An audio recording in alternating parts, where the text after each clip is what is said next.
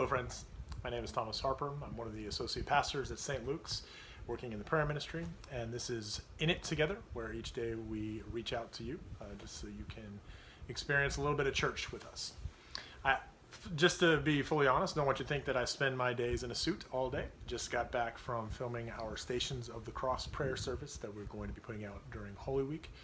And so I thought I would take advantage and go ahead and film so that I look nice. And I'm sure that the next time I do this, I will be in pajamas like I am all day. But one of the things that I have on my mind lately, like so many of us probably, is that we are now stay-at-home parents, which means somehow we have to keep working and also keep our children alive. My wife works in geriatrics, so she is still allowed to work currently. And that means that for the better part of 2 weeks, I have been a single dad during the day, which I gotta tell you, has been an experience that I know so many of us are going through. I have a 5-year-old daughter in Sophia and a 3-year-old daughter in Alyssa. And so being a parent has just been on my mind lately. My wife and I are teaching a marriage couples class called A Good Godly Marriage. And one of the classes is about loving our children well. And realizing that I probably don't have a lot of authority to tell other people about how to love their children well, because I am such a young parent myself, I have been studying up. Recently I've been reading Danny Silk's book, Loving Your Children on Purpose. And that's kind of what I want to talk about today. And in fact, Danny Silk, in his opening to his book, references the Love and Logic program. And so if you have done Love and Logic, some of this might be a retread for you. And just so, full disclosure, I am not the best parent in the world. I strive to be a good parent, but I think some of the things that I've been kicking around in my brain just might be a good reminder for us. Also, to be fully honest, they are off in the corner over here playing. And so at any moment they could run on screen and totally disrupt this video, which I think is pretty authentic to the situation of life that we're all in. So we'll see if we get this all in one take. These are the very best of times. I know that might sound hard to say, but think about the opportunity that we have, this forced ability to be with the ones we love the most. And I think we can look at that 2 ways. We can look at that as a stressor. We can look at that as something that we just can't wait to get out of the house from these kids. Or we can be reminded that kids are a blessing, and they are one of the greatest blessings that God gives us, and one of our biggest roles in life as a parent that we should cherish, because not everybody gets that. And some people yearn for that, and it's a good reminder that children are a blessing to us, but it's hard. There are times when I'm picking up my children from daycare at St. Luke's, and I like to tell people that the trip from the daycare to the car is the longest trip in the history of the world. Because for whatever reason, that is just the worst time of their day. And so while Pastor Daddy is dragging his children, kicking and screaming and watching and showing the entire world how nobody pays attention, or his children doesn't obey their father, I sometimes get the smile from older, wiser people who have gone through this already. And oftentimes they say, Thomas, remember to cherish these times. And a lot of times in my head, I'm thinking, do you remember these times? But of course they're right. These truly are the best of times. And in the midst of all the darkness and the stress and the upheaval, I think it's important for us to remember the silver linings, remember the God touch moments, remember how God is still continuing to bless us in the midst of all of this. And I think extra time with our loved ones has got to be up there. And so let's remember to take advantage of that. So the one thing that I want to key in on Danny Silk's book that has really resonated with me is he asks at one point, what is your primary motivation in parenting your children? Is it for your children to obey you or for your children to love you? And I thought about that as well. Of course, it's that my children will love me. That seems like the right answer, and it is. But are we actually living that out as we parent? And so that's where it became more convicting for me. Because right now, whenever I'm on a conference call or I'm trying to work at the desk in my bedroom and the children are off in the toy room and I hear a commotion. I get frustrated and I run out, and all I want to do is for there to be peace. I say what happened, and they start giving their reasons, and I realize that I don't care about their reasons. I just want them to stop. I just want them to play together nicely. I don't care about justice. I don't even in the moments care about their hearts. I just want them to obey their daddy. And that's convicting.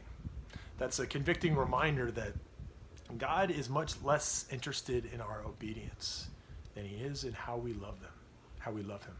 And our parenting should communicate that to our children. That we need to be teaching our children not to simply obey mommy and daddy, but to teach our children how to manage their freedom.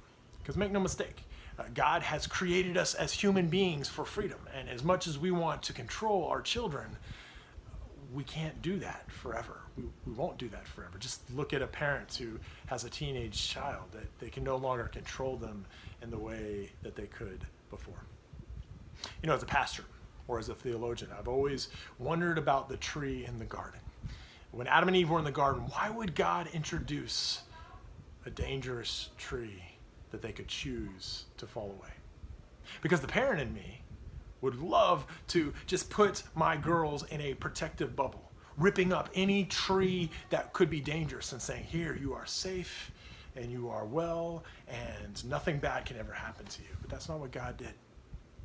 While we would go out of our ways to shelter our children, God intentionally has a tree that's dangerous. Why would he do that?